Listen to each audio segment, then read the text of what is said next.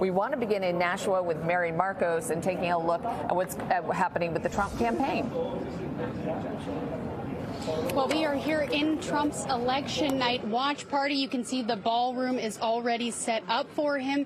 And we have his press secretary, Karoline Leavitt, with us. Yeah. Karoline, tell us, what do you think will bring Trump over the top to defeat Nikki Haley tonight? Well, we have felt very confident about President Trump's dominant position here in New Hampshire. He's been leading in the polls now for the past year, and we have the best ground game in this state. I think that's what separates us.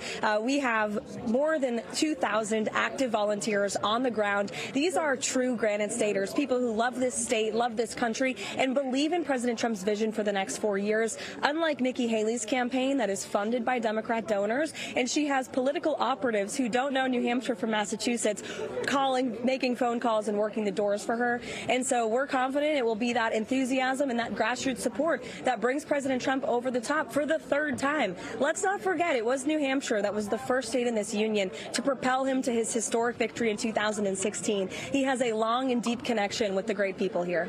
And Nikki Haley has been questioning Trump's acuity since he confused her with Nancy Pelosi while talking about January 6th. What is your response to that?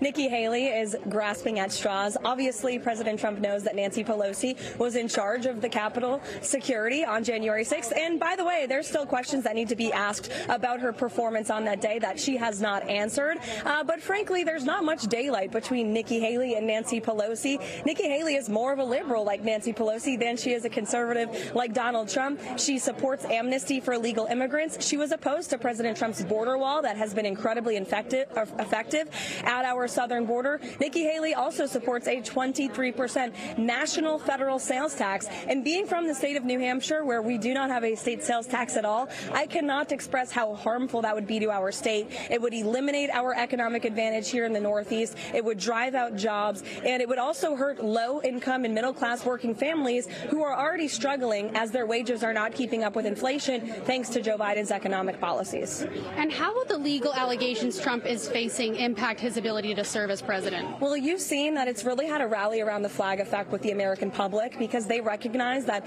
these witch hunts and these political persecutions of President Trump are not based on the law. They are being brought forth by Democrat activists, whether it's Secretary of State from Maine, Shayna Bellows, who is a longtime supporter of Joe Biden, whether it's Letitia James in the state of New York, who campaigned on the promise of getting Donald Trump. She literally said that. Or it's Jack Smith, who has made a career off of prosecuting Republicans, and he's a prosecutor for Joe Biden's Justice Department. So the American people see these legal accusations and cases for what they are. That is election interference to try and stop Donald Trump from winning this November. It will not remove his spirit. President Trump is tenacious. He's hardworking. He's been on the campaign trail here in New Hampshire every single night over the past week, and that's why voters love him, because he fights back.